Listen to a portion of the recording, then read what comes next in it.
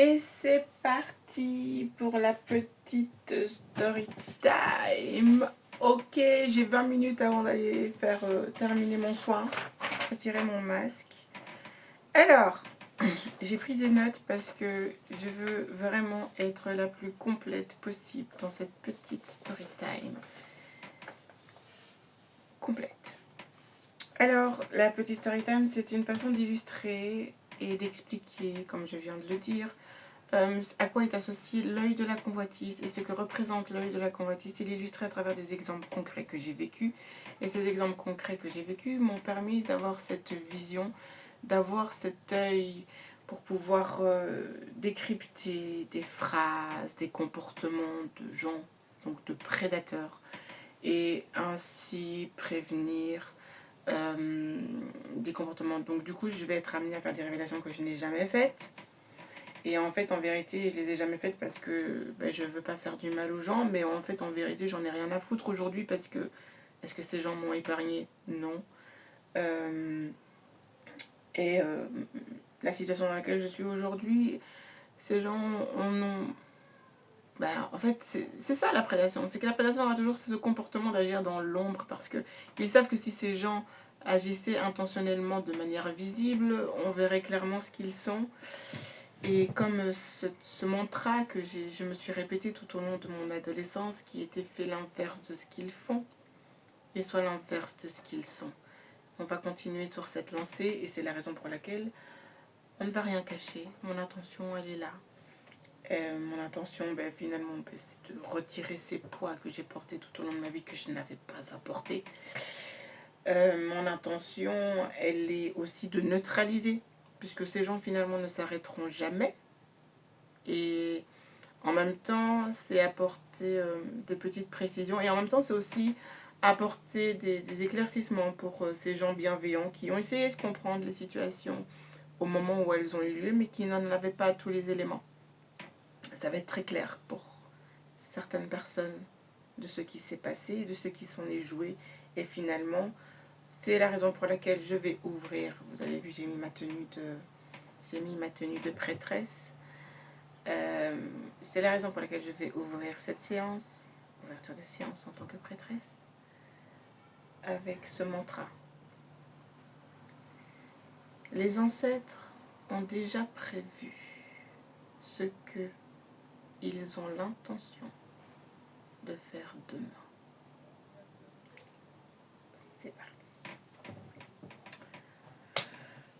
Alors, petite information importante que je ne répéterai pas, mais que je vais répéter et que je vais dire maintenant. Si je confie ça maintenant, forcément, c'est que ça n'a plus d'impact. Donc, laisse ça là-bas. Si ça ne te plaît pas, c'est pas grave.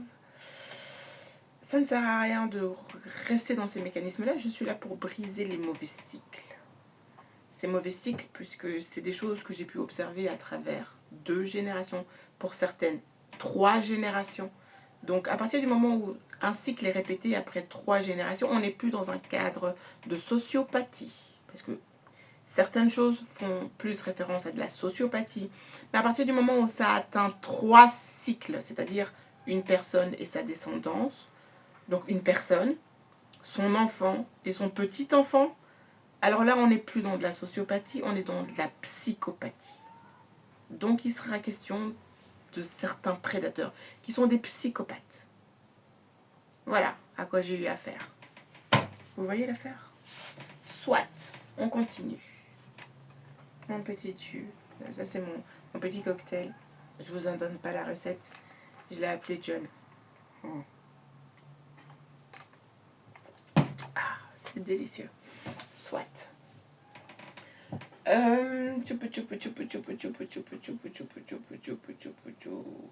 Donc, autre petite précision. Donc, c'est un mécanisme que je dénonce. Donc, c'est un schéma répétitif que j'ai pu observer dans tous les types de prédation. Et donc, comme je viens de le dire, ça part de la petite prédation qui a l'impact qu'un prédateur a sur sa victime, à la big prédation, et que cette prédation, vous savez, les prédations, il vaut mieux éviter le nom. Voilà. Donc c'est parti. Je parle donc de l'œil de la convoitise, l'œil de la prédation. Donc par rapport à l'exemple concernant réponse, puisque dans la deuxième scène, la magicienne a cet œil de prédation sur l'énergie de réponse qui va lui empêcher son attention et de l'empêcher d'exercer son pouvoir féminin, donc son énergie féminine, c'est-à-dire se reproduire, c'est-à-dire être en couple, avoir des enfants, être dans l'épanouissement, puisque la fleur de lotus, son plus grand symbole et son plus beau présage est l'épanouissement du bourgeon, c'est-à-dire l'expansion de sa beauté. Tu vas voir où ça va, parce que c'est très logique ce que je suis en train d'expliquer. Donc moi je commence avec donc du coup mes expériences de beauté et je vous laisse mettre le terme de quel type de beauté il est question. On va percer le mystère très très vite, hein, on est bien d'accord. Et donc du coup je vais commencer donc avec la belle personne que j'ai été, parce qu'en fait je me dis pas que je suis une belle personne autoproclamée, mais c'est à travers les actes que j'ai posés dans ma vie à un moment donné où je n'étais pas observée. Et vous allez comprendre pourquoi je fais ce lien avec cet œil, que ce soit de l'œil de la convoitise, l'œil qui voit tout. Il est question d'intention, et ces intentions, en fait, ça fait partie des conditions de la physique quantique. Tu vois pourquoi je parle de ça, je fais cette petite capsule pour préciser, parce que il est question d'intention, puisque dans la deuxième scène, je vais parler donc de la physique quantique, comme je l'ai expliqué dans la première scène. Et donc, j'avais mon petit copain. Enfin, c'est pas mon petit copain. C'était pas mon copain. C'était pas mon petit copain. C'était mon copain. C'était pas mon copain, mais c'était mon copain. Donc, c'était le fils du fermier qui venait tous les étés faire les ballots, là, comme ça. Et que j'aimais bien parce qu'il était très, très beau. C'était un très beau garçon. Brun, cheveux foncés, bruns, avec des yeux très clairs. Très bleus, très clairs, comme ça. Très joli. Il s'appelait Michael. Un fils de fermier. C'était un très beau garçon. Les filles aimaient bien l'école, mais les filles savaient que c'était mon copain, parce qu'on se voyait en dehors de l'école. On se voyait en dehors de l'école, on jouait aux jeux de société, devant sa cheminée de bois, avec cette odeur de bois, avec le sol. C'était des carrelages comme ça, des carrelages bruns, couleur fumée comme ça, avec cette odeur et cette chaleur. On jouait aux jeux de société avec lui et sa soeur, c'était franchement... Et puis on allait aussi, des fois, il ramenait ses copains de classe, même si moi j'étais pas dans sa classe, j'étais là. Et on jouait à cache-cache dans les étables. Moi je suis une fille de la campagne en fait, je suis pas une fille de la ville. Je m'adapte très très vite et très facilement partout. Mais je suis pas une fille de la ville en fait. C'est pour ça que j'adore la nature. Je pense que j'ai ce rapport à la nature que finalement, que je vois que les gens n'ont pas autant. Peut-être parce que je viens de la campagne en fait. Je suis pas une fille de la ville. Et puis de toute façon, je suis africaine. Je suis Camille, donc forcément la nature, c'est ma valeur fondatrice. Donc voilà.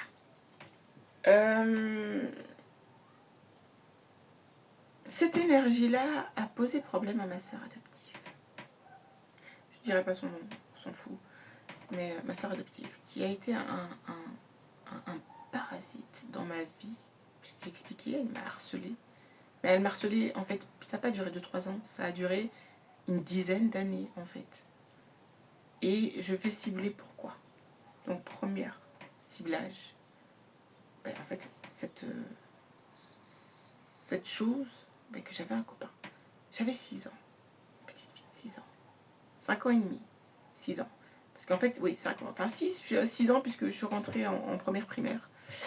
Et j'étais super contente de rentrer en première primaire parce que on avait des devoirs. Genre, quand tu quittes les maternelles, tu as des devoirs, tu rentres en première primaire. Puis tu apprends à écrire, là, comme ça, avec ton carnet à écriture. Carnet à écriture, hein.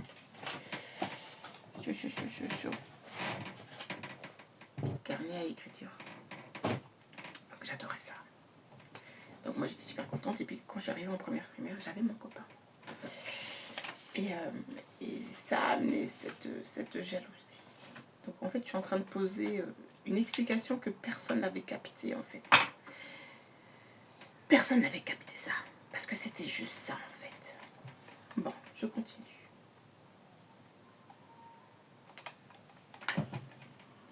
Cette situation convoitée a amené à une situation problématique qui m'a amenée. Donc finalement, après, je me suis retrouvée hospitalisée pendant quelques semaines, quelques mois, où j'ai été amenée à rencontrer des enfants.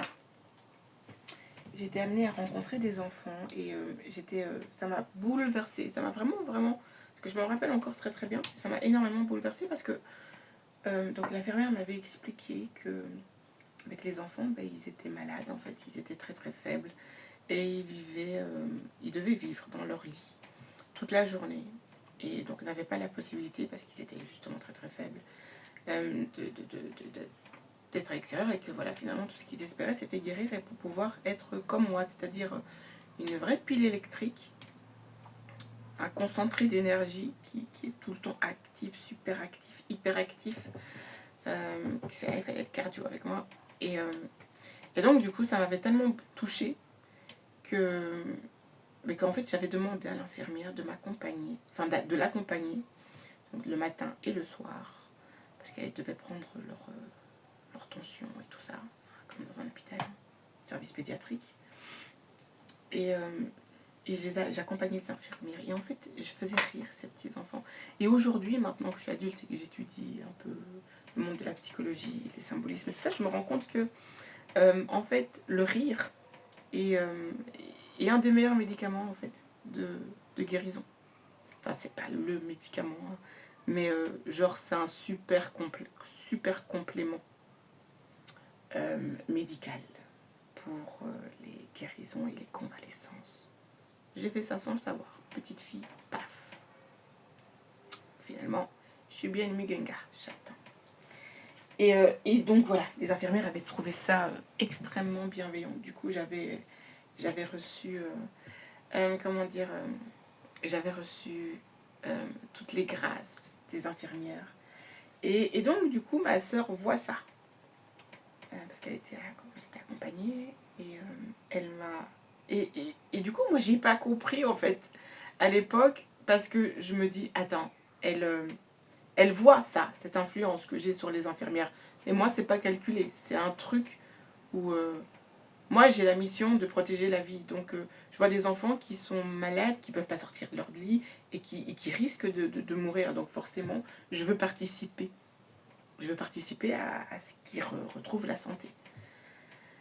Et elle voit donc cette énergie-là. Parce que, comme Nicolas Tesla, en énergie, fréquence, vibration, c'est important. Ces 3 mots. Et donc, du coup, elle commence à imiter ce que je fais. Et moi, je l'ai observé et je me suis dit, pourquoi ? Je comprenais pas. À ce moment-là, je comprenais pas ces mécanismes-là. Et du coup, elle m'a accompagnée. Donc, du coup, on accompagnait les infirmières à faire les soins du matin et du soir des enfants. Voilà. Ensuite, il y a l'étape d'Amiens. Mais là, on commence à rentrer dans des dossiers judiciaires très complexes. Donc, je ne peux pas parler de ça. Hein. Donc, on va faire un petit bond un peu plus tôt. Et donc, j'avais déjà commencé à expliquer, mais j'avais eu un petit copain. Un copain. C'était pas des petits copains. On ne peut pas parler de petits copains, mais on va parler de copains. Novia, c'est comme ça qu'on dit en espagnol. Novia. Novia. J'avais mon petit novio. Non, parce qu'un novio, c'est un petit copain. Donc non, c'est juste un copain. Donc quand je suis partie vivre, je suis partie en Sicile quand j'étais toute petite. Genre j'avais 2-3 ans. Et j'avais rencontré, parce que comme j'ai dit, c'était des gens qui aimaient beaucoup faire la fête. Et vu que j'avais mon beau-frère qui était dans l'événementiel et en fait c'est lui qui était autorisé à faire les feux d'artifice. Donc il faisait les feux d'artifice, donc on était amené à être souvent dans des endroits où les gens faisaient des fêtes. Et c'était l'été, donc les gens faisaient la fête tout le temps. Donc il y avait beaucoup de musique, des feux d'artifice. Les gens utilisaient des espèces de tonneaux où ils faisaient des barbecues dessus. Et moi j'étais en mode là, je danse. Et dans ce contexte-là, je suis amenée à rencontrer un petit garçon de mon âge qui m'a, du coup, il m'aime bien et il aimerait bien m'inviter à son anniversaire. Donc je suis invitée à un goûter d'anniversaire. Je suis avec ma soeur adoptive et mon frère adoptif. Forcément, ils sont invités aussi. Et donc, moi, j'avais une belle robe de princesse, une robe toute rose. J'étais toute mignonne. Franchement, j'ai... Ah là là, petite. Comme mes petites, en fait. Et puis, ensuite, donc, on est invité à ce goûter d'anniversaire, l'après-midi. Et le garçon me dit que je suis une princesse. Ben oui. Je suis une princesse. En plus, j'ai une robe de princesse. Donc, pour lui, là, c'est sûr, je suis une princesse, en fait. Ok, et puis donc du coup c'est son anniversaire et ce petit lapin m'offre un livre qui était La Belle et la Bête en, en italiano versione. Ok, je suis contente. Donc je vais à un anniversaire, c'est pas mon anniversaire mais moi je reçois un cadeau parce que je suis jolie et que je ressemble à une princesse. C'est trop mignon, mais ça là, elle va me le faire payer. Elle va me faire payer cet affront qu'elle a subi qui n'est pas de ma faute. Je l'ai éclipsé. Bah, j'ai pas à m'excuser en fait. C'est comment? Ça lui est resté. 10 ans plus tard, je rencontre mon grand amour, John. Soit. Le côté romantique, je le garde pour moi. Mais, on est... Oui, donc, petite précision aussi, le fait que je danse tout le temps, ça pose problème. Et là, plus de 10 ans après. Donc, il y a John et sa famille. Et donc, forcément, comme vous l'avez remarqué, j'adore le dessin. Je dessine et j'ai appris à dessiner avec la BD. Mais John a fait basculer ma griffe de dessinatrice dans les mangas. Puisqu'il adorait les mangas. Et donc, du coup, ce lien, ce vrai lien naturel, a été convoité. Bon, suivez bien, on parle bien de l'œil de convoitise. Il va falloir que j'aille faire mon soin, je vais faire pause. Donc il est question donc de cet œil de convoitise. Et donc là, je vous montre, il y a des choses concrètes et physiques visibles et ces choses invisibles. Donc suivez bien l'histoire. Je ne raconte pas ça juste pour raconter ma vie. Donc cette jalousie de ce lien, d'où cette phrase. On dessine toujours ce qu'on n'est pas. Puisque mes dessins sont beaux. D'après John. C'est fou parce que cette phrase, en fait, n'oubliez pas le mantra d'introduction.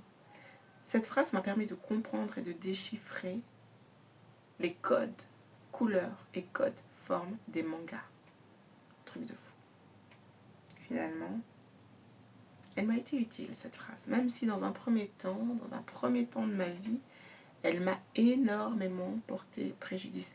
Et c'est d'ailleurs ce lien que j'ai eu avec une petite... quand j'ai fait mes cours d'art plastique, quand j'avais 17 ans et demi, j'ai suivi des cours d'art plastique. Là, je fais une petite parenthèse qui n'était pas prévue. Mais j'ai suivi des cours d'art plastique et c'est finalement une camarade de classe qui était plus jeune que moi parce que j'avais doublé mon année. Enfin, pas pour ça, je suis passée d'esthétique à cours d'esthétique à cours d'art plastique. Et cette petite m'a appris à faire donc la technique des ombrages. Elle me donnait des cours de dessin comme ça. Mais on avait d'autres liens ensemble parce que c'est une petite qui avait été adoptée aussi. Et cette petite m'a énormément appris. Et finalement, elle a été témoin de quelque chose que franchement, c'est pépite. Les ancêtres ont toujours une longueur d'avance. C'est un truc de fou. Donc voilà. Donc moi, concernant John, c'était clair, net et précis. C'était mon futur mari. On allait se marier, avoir des enfants. Et j'avais des grands projets pour lui. C'était tous les soirs. Tous les soirs, j'ai discuté avec ma sœur de ce que je projetais pour lui. Truc de fou. J'aurais peut-être pas dû. Parce qu'en fait, entre-temps, j'avais pas vu que elle prenait les informations pour pouvoir organiser son plan, pour le faire cabosser ce plan. Donc, là ici, il va être question aussi d'une flamme, cette flamme invisible, cette flamme invisible qui ne brûle pas. Puisque cette flamme, donc comme j'ai expliqué, ça fait référence aussi à la physique des plasmas. et ça enclenche le mouvement, ça ordonne la matière. Et c'est précisément en fait ce qui a enclenché mes menstruations. C'est un truc de fou cette histoire. Mais c'est effectivement le cas. Donc, du coup, j'avais des projets. C'est mignon, mais c'est la vérité. Mais en fait, c'est pas drôle. Parce qu'ensuite, là, forcément, les plans ont été cabossés par la protagoniste en vigueur. Elle a bien réussi son coup, pour le coup. Et donc, Jonathan disparaît. Vous voyez le lien avec Réponse là-bas.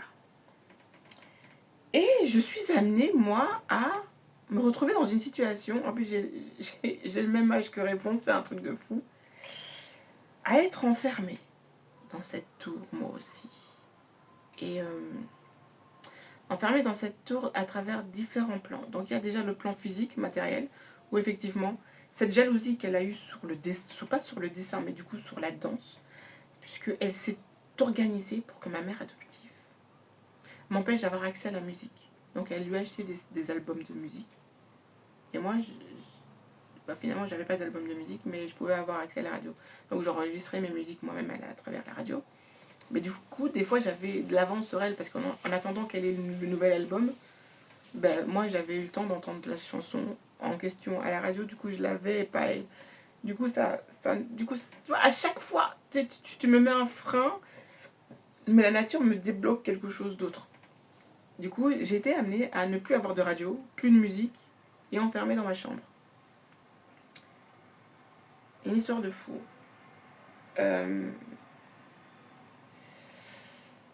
Mais avant cette étape-là, il y a eu l'étape où, à cause de cette histoire de lien avec John, fait que elle s'est arrangée pour que... Parce que la maman de John allait toujours au même magasin lui chercher ses vêtements. Elle s'est arrangée. Il n'y avait plus John. John a disparu. John a disparu. Il ne fait plus partie de l'équation. Il ne fait plus partie de l'histoire. On continue. Mais elle s'est arrangée pour que notre mère adoptive aille lui acheter des vêtements dans ce magasin-là.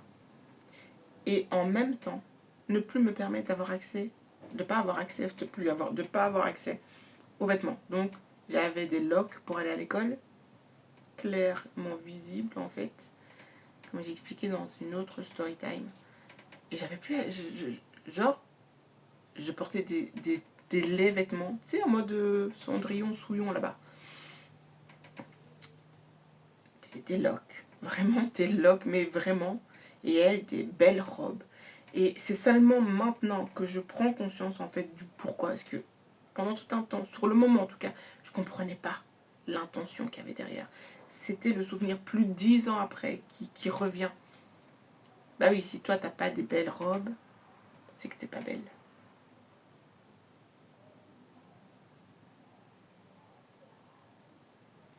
Et en même temps, ça sous-entend le fait d'avoir ce lien avec Jonathan, mais que moi j'ai pas. Plus le coup de téléphone, hein. C'est maman. Elle a téléphoné après. Et la maman de John a dit oui, c'est qui? Terminé. Et ça, c'est quelque chose qu'elle a reproduit par après. Bah oui, parce que le harcèlement, c'était aussi à l'école. Avec un certain Geoffrey. Où du coup, il y a plein de témoins qui sont là. Hein. C'était ça. Essayer d'avoir le lien, mais à travers elle, et pas moi. Donc, c'est ce que fait un parasite. C'est du parasitage. C'est un truc de fou. Donc, cette espèce de faux lien à travers les robes qui m'ont touchée parce que ça m'a rendu boulimique, que ça a engendré une maladie, un trouble alimentaire. Ça m'a rendu boulimique en fait cette affaire.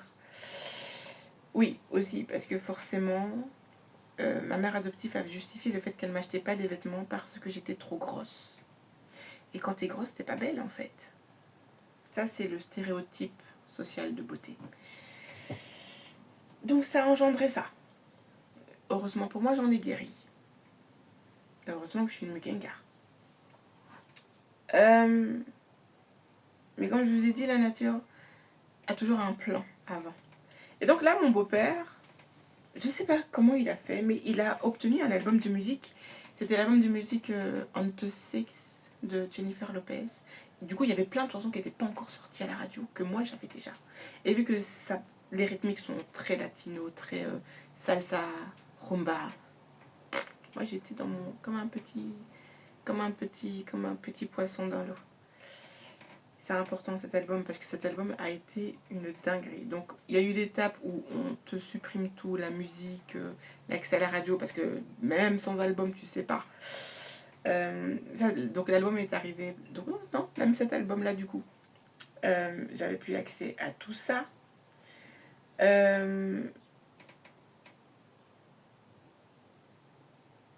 Mon beau-père avait récupéré des stocks parce qu'il était ami avec quelqu'un qui récupérait des magasins de faillite. Et donc du coup, il récupérait des stocks de produits divers. Et il y a eu des stocks de maquillage. Et donc du coup, j'ai pu faire mes emplettes, puisque forcément, on m'achetait rien. Et donc du coup, j'avais mon stock de maquillage, de produits de soins, de CD de musique. Et donc, est arrivé au moment où forcément, avec tout ce bordel, je suis partie de la maison pour avoir mon autonomie. Et donc j'avais préparé des sacs. Et j'avais compté le nombre de sacs que j'avais. Et quand je suis atterrie en autonomie, j'ai compté que, en fait, il me manquait des sacs, en fait. Et il me manquait pas n'importe lesquels. Il me manquait les sacs de maquillage, les sacs de la musique et forcément tous mes dessins. Donc pour moi, c'était intentionnel. On m'a dit non, t'exagères, t'es parano. Jusqu'au jour où, 4 ans plus tard, je suis amenée. C'était même pas 4 ans plus tard, hein, c'était c'était même 2 ans plus tard. Non, 4 ans plus tard quand même. 4 ans plus tard, 3 ans. Allez, on va dire entre 2 et 4 ans. Je débarque chez ma sœur, de son initiative, donc celle qui reprend contact avec moi, puisque moi j'avais coupé les ponts. Elle reprend contact avec moi, je retourne chez elle. Et puis là, je vois mes produits de soins. Mais c'est pas des produits de soins qui sont vendus dans les commerces habituels, puisque c'était des récupérations de faillite. Donc c'était pas des marques habituelles. Donc déjà là, ça, tu te dis, c'est quoi ça? Jusqu'à ce que je tombe sur cet album On the Six. Ah, maman! Et j'ai regardé, et puis genre, je prends l'album, je la regarde et je lui dis, ça c'est mon album. Et il ne m'a rien dit. Et ça tombe, c'est marrant parce que, non c'est pas marrant, ça tombe précisément à cette période où donc j'ai un ami qui est décédé à cause d'un accident de voiture, dû à l'alcool. C'est pour ça que je suis très furieuse par rapport à ça. Et donc j'apprends son décès, je suis en état de choc. Et elle me téléphone, comme ça. Même période, hein, où je retrouve cet album. Elle me téléphone, je lui annonce ce que j'ai appris. Je dis, je vais venir te chercher. Ça, tu restes pas toute seule. Hein. Elle vient chez moi. J'avais de l'argent sur ma table. Cet argent a disparu.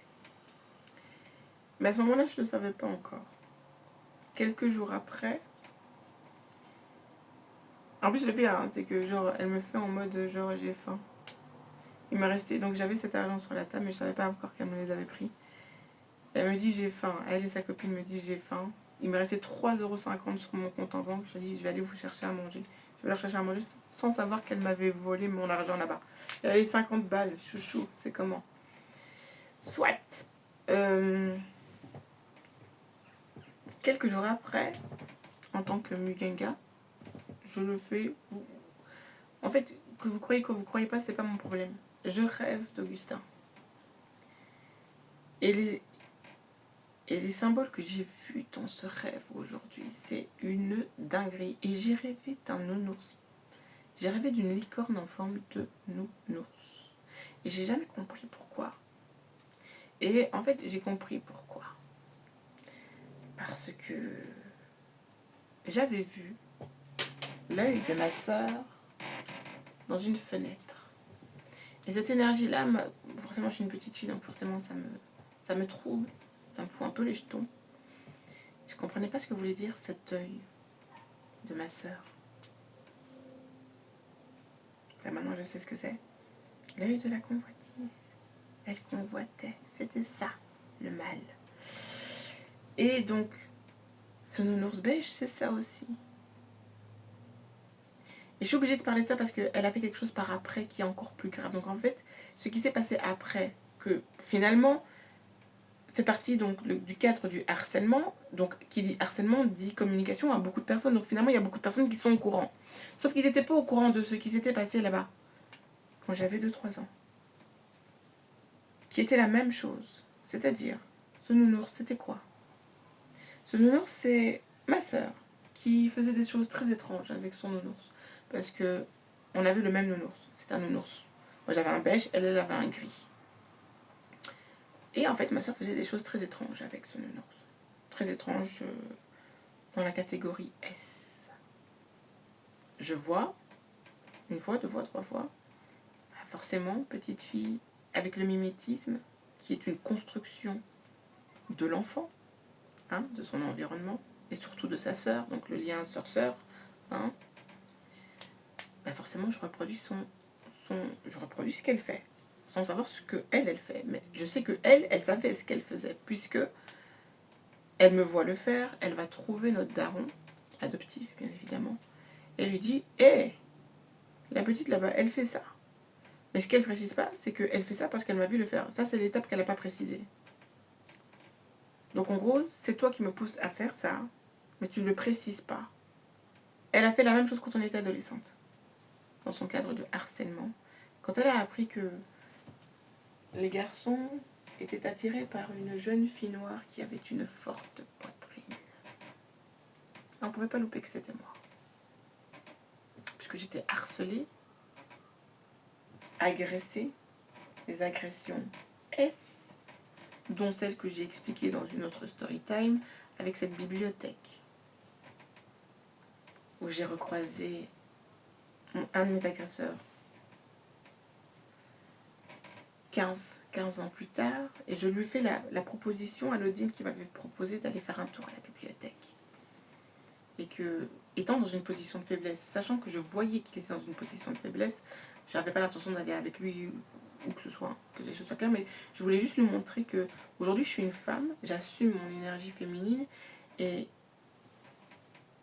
cette dégradation qu'il a fait sur mon corps, cette prédation qu'il a fait sur mon corps, et cette honte qu'il m'a apportée, puisque j'étais harcelée par après, par les filles de ma génération, qui ont repris l'information et qui m'ont harcelée, en me traitant de pute, vous savez, les réputations d'adolescents.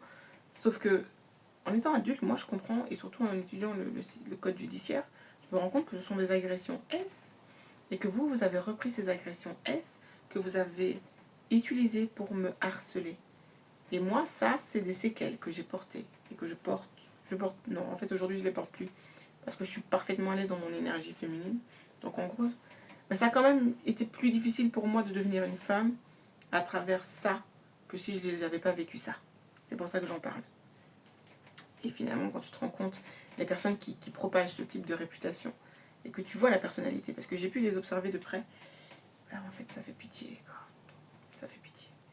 Mais donc voilà, concernant l'épisode de la bibliothèque, en fait, le gars, il a flippé et il n'a pas voulu me suivre. Il n'a pas voulu m'accompagner. Ça m'a fait... Franchement, ça m'a dégoûté parce que j'aime pas l'énergie que procure la prédation. Mais en gros, j'ai pas eu besoin d'expliquer, de détailler que... On est d'accord. Merci. Et donc, cette prédation que ma sœur adoptive a eue sur moi pendant mon adolescence m'a fait comprendre que ce mécanisme-là qu'elle a eu aussi à ce moment-là. Et puis le fait d'avoir rêvé d'Augustin quelques jours après son décès, avec ce petit détail de ce nounours, ça m'a... À ce moment-là, j'avais pas compris, hein. J'ai compris des années après ce que ça voulait dire. Et cet œil, ouais, finalement c'est ça. En fait, elle a toujours eu cet œil de prédation sur ma personne et sur ce que je possédais, que ce soit matériellement, ou que ce soit dans mes capacités, ou que ce soit dans mes liens avec les autres. puisque cette, cette reproduction de schéma, c'est-à-dire que je t'incite à faire quelque chose pour ensuite utiliser cette chose pour pouvoir l'utiliser contre toi et faire en sorte de t'isoler socialement, c'est repris. Et bizarrement, le père de mes enfants fait exactement la même chose. Enfin, je trouve ça spécial, étant donné que il est au courant de choses concernant Jonathan que je ne lui ai jamais confiées. Donc il y a bien quelqu'un derrière qui lui a apporté cette information. À savoir que en 2018, ma sœur adoptive devient maman et elle rentre dans ce nouveau... Elle est toujours... Donc malgré le fait d'avoir vécu les hormones de grossesse et tout, l'accouchement et tout, tu restes dans cette énergie-là, puisque la première chose qu'elle fait, c'est me téléphoner et me dire « Ah, si tu veux, j'ai tout acheté neuf pour mon enfant, pour ma fille. Si tu veux, je peux te les donner. » Pour que je retourne dans cette dynamique de me dire « Je ne mérite que des vêtements secondaires. Des vêtements déjà utilisés, je ne mérite pas ce qui est neuf, ce qui est beau. » Donc je ne mérite pas d'avoir toujours dans cette dynamique de goûter d'anniversaire. Plus de 20 ans après. C'est fou, hein. C'est un peu ce que détaille le conte de Blanche-Neige. C'est pour ça que j'ai appelé ça le... Donc voilà, vous avez l'explication de ce que moi j'ai appelé le syndrome Blanche-Neige. C'est à travers toutes ces histoires-là. D'avoir observé ces comportements, ces mécanismes entre sœurs. Pour un garçon, pour des capacités, pour des valeurs. Et même pour des difficultés. Donc, tu vas même prédater les difficultés que j'ai.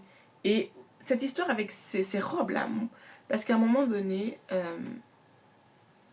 en plus de m'en prendre plein la gueule quotidiennement, je suis trop grosse, j'ai des cheveux crépus, elle faisait des défrisages.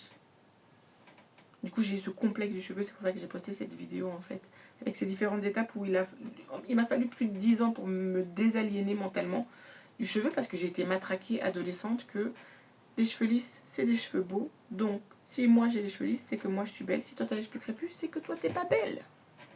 Donc ça a vraiment été un acharnement. Ça plus les robes. Et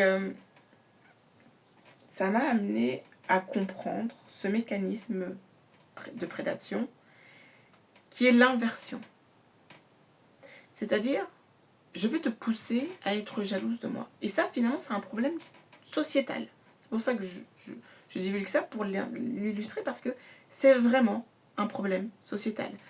Et c'est le capitalisme c'est à travers ça que j'aime pas le capitalisme, parce que il y a cette prédation qui est d'inciter l'autre à vous convoiter. C'est-à-dire, pourquoi les gens veulent des Ferrari? Pourquoi des gens veulent des grosses voitures? Pour que les autres aient envie de leur voiture. Et en fait, pour moi, ça devient problématique à partir du moment où tu es un adulte et que tu as à ta charge des enfants que tu dois éduquer. Donc éduquer, c'est leur apporter des valeurs.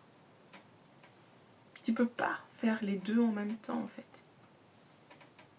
C'est très compliqué. Et ça, du coup, on est dans l'ordre de l'éducation. Et il y a un peu tout le monde qui est contaminé à ça. Hein. Enfin, pas tout le monde, on est bien d'accord. En tout cas, moi, ce que j'ai vécu, donc ce partage, ce que j'ai vécu durant mon adolescence, fait que j'ai pas ce problème-là. Déjà, j'ai pas la convoitise sur les autres. Donc même si tu peux avoir plus que moi, ça me dérange pas, en fait. Tu peux avoir ce que j'ai envie d'avoir, ça me dérange pas. Genre, je suis célibataire, je vois des gens en couple, ça me dérange pas. Mais je suis contente, parce que propager l'amour, c'est bien. C'est bien. Je convoite pas ce que tu as envie. Et surtout, si je te vois, si je te surprends, en train d'essayer de faire en sorte que moi, je te convoitise, grâce à ce petit épisode des robes de chez Gosé Sport, si je te vois faire ça, c'est que je sais que c'est toi qui es jaloux, en fait. Donc, finalement, merci. La prédation et la spiritualité que j'étudie à travers le royaume Camille, m'apprend ce que Souté doit t'apporter. Souté doit t'apporter ça, justement. Cette connaissance de cette frontière-là. Puisque, à un moment donné, il est représenté sur la barque de Ra pour tuer Typhon. C'est-à-dire que c'est à travers le mal que tu peux combattre le mal, mais sans t'en entacher, sans te salir. C'est-à-dire que c'est exactement, je viens d'illustrer. Et donc du coup, c'est ça, l'œil de la convoitise. C'est-à-dire que tu es quand même dans cet œil de convoitise si tu veux pousser les autres à te convoiter. Là, en fait, tu commences à être même dans un esprit extrêmement tordu, en fait. Pour rentrer dans ces... Quand tu observes les gens qui font ça, hein, ils sont vachement chelous, en fait. J'en ai vu observer quelques-uns ces derniers temps que j'ai mis en PLS, là, ces dernières semaines, sur les réseaux sociaux, à travers mes publications. Mais c'est ça. Et donc, du coup, pour conclure, ma sœur m'a avoué, quelques années après, donc, dans les alentours de quand j'avais 20 ans, elle m'a avoué qu'elle avait toujours aimé vouloir danser comme moi. Elle m'a dit ça dans une discothèque qui s'appelle le Loft. Truc de fou. Donc elle reconnaissait la chose. Elle l'a reconnu des années après. L'argent qu'elle m'a volé, elle m'a acheté une paire de baskets. C'est genre, je dis rien, je fais rien, mais je t'offre quelque chose. Je t'offre une paire de chaussures, putain. Genre qui avait le même montant de prix que l'argent qu'elle m'avait volé. Soit. Ça ne change rien à la chose. Et donc du coup, cette inversion, comme finalement pousser l'autre à essayer d'être jaloux de toi pour cacher ta propre jalousie et ta propre prédation sur l'énergie de la personne. Parce qu'on va parler d'énergie, c'est plus une énergie. Comme ça enlève le côté matériel bien précis. Parce que c'est ce que les gens convoitent. Puisque c'est ce qui explique le conte de Blanche-Neige. La reine, là, qui a rien à faire sur le trône, convoite la beauté de Blanche-Neige qu'elle n'a pas encore. Le conte l'explique, en fait. Et donc je termine mon propos, ma petite story time qui a duré un petit peu plus longtemps que prévu. J'avais prévu 20 minutes, mais c'est pas grave. Donc voilà, la beauté convoitée. Et quand on parle de beauté, je ne parle pas de la beauté matérielle. Je parle de la beauté d'âme, la beauté à travers les intentions, donc la vibration. Voilà, donc j'ai expliqué concernant le poids. Il y a eu aussi cette convoitise à travers le colorisme. Que j'ai compris grâce à ça, parce que j'ai vécu le colorisme inversé. D'habitude, les gens qui ont le teint plus clair ont tendance à dénigrer ceux qui ont le teint plus foncé, sauf que moi, j'ai vécu l'inverse en fait. Ma soeur a un teint plus foncé que moi, et donc du coup, m'a dénigré parce que j'avais un teint plus clair qu'elle, en sous-entendant que son teint plus foncé était plus beau que le mien. Du coup, ça a eu un tel impact, parce que c'est subtilement dit, c'est pas juste dire ah, t'es plus claire que moi, donc t'es moins belle que moi. Non, ça a été très subtil durant toute notre adolescence, à un tel point que je crois que je suis une exception sur cette terre, où je suis probablement une des rares personnes mélanoderme qui a passé sa vie à vouloir être plus foncée. Dans un premier temps, c'était pas par question de militantisme ou quoi que ce soit, c'était juste parce que j'avais ce complexe de me dire je suis moins bien parce que je suis plus claire. Enfin, c'est fou. T'as vu? Je suis moins bien parce que je suis plus claire. Donc j'ai passé ma vie à vouloir être plus foncée. Je mettais de la crème auto-bronzante. Mais qui fait ça? Là où les gens tapent la choco. Moi, je mettais de la crème auto-bronzante. Je faisais des séances de solarium, là. Je débarquais là-bas, les gens me regardaient de travers. Moi, je l'ai fait une fois. Le regard des gens, c'était une catastrophe. C'est genre, qu'est-ce qu'elle fout là, celle-là, putain. Ah, voilà, j'ai fini ma petite... Non, j'ai pas fini ma petite story time, j'ai terminé. Donc, conclusion. Est-ce que j'ai noté ma petite conclusion? Donc, la convoitise pousse aux mauvaises actions. Cette jalousie... Mais elle est différente. Il faut mettre de côté, la jalousie modérée, entre guillemets, des adolescents, et je parle des adolescents normaux, hein, tous les adolescents ne sont pas normaux, comme je viens de l'expliquer.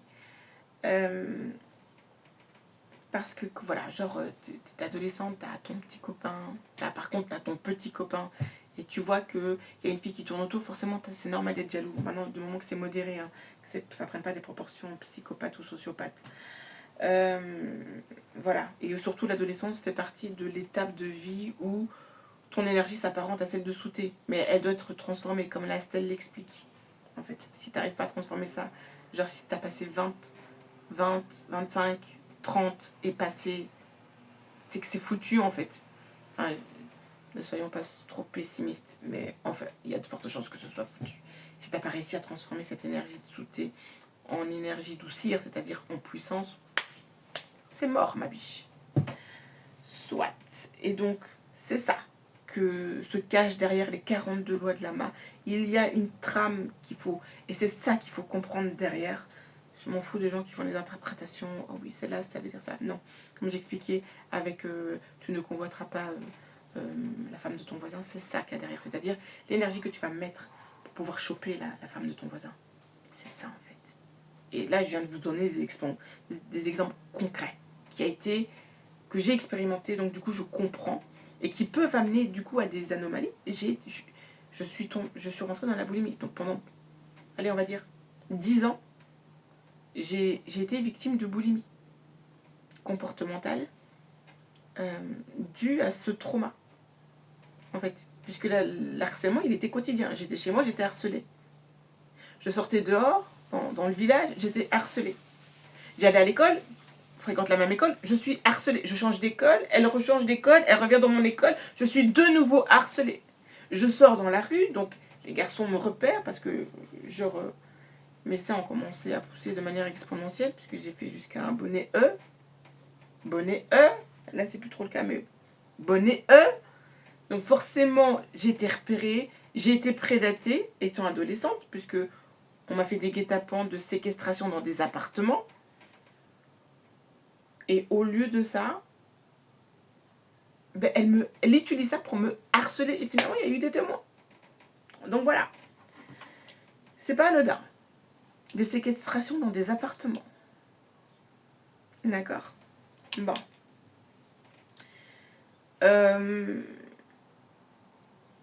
Voilà. Donc j'ai parlé de tout. J'ai parlé de tout. L'inversion des rôles. C'est le mécanisme des prédateurs. Il y a même, en psychologie, on appelle ça la méthode Darvo. Donc finalement, les psychologues ont bien répertorié la chose. Comme j'ai répertorié, moi j'appelais ça le syndrome Blanche-Neige. Parce que ça englobe tout. Tout. Et donc pour revenir au compte de réponse, pendant que ma petite capsule est presque terminée, c'est ça que j'explique en fait, que réponse en fait est prédatée par la magicienne qui lui prend son énergie vitale pour elle, alors qu'elle est censée être sa propre énergie puisqu'elle représente le génome mitochondrial. Donc en créant sa propre substance, elle peut se nourrir elle et nourrir d'autres de ce qui se passe dans la première scène qui n'est pas dans la deuxième scène. Maintenant, je vais donner l'explication quand je vais faire le décryptage du conte, donc pour la deuxième partie de la scène 2. Il est question aussi donc des symboles de royauté kami, puisqu'elle a l'eka, qui est finalement le crochet pour pouvoir dérouler ses cheveux. Donc il y a le crochet et la spirale. Et en fait, la magicienne l'a tellement parasité qu'elle ne se rend même pas compte que... Parce que quand une vieille dame t'appelle, tu entends sa voix. Je suis désolée, mais elle n'est pas la même que celle qu'un jeune homme va employer. On est bien d'accord. Donc comment ça se fait que le gars l'appelle, réponse, déroule tes cheveux, et elle le fait. Elle est dans un mécanisme, elle est rentrée dans un mécanisme à cause de la prédation qui a qui a inhibé ces réactions. Et c'est ce que fait les parasites, c'est ce que font les virus, c'est ce que... Enfin voilà, donc c'est clair en fait au niveau du comportement. Heureusement pour elle que le prince était gentil. Mais donc du coup, elle n'est plus en capacité d'empêcher les personnes qui veulent avoir accès à elle. Et c'est clairement de la prédation. Et certaines personnes ont pour objectif d'inhiber justement ces capacités à l'autre de se protéger. Et donc ça amène à plein de comportements et plein de situations sociales que je vais bien expliquer dans le déchiffrage donc de la deuxième partie de la scène 2.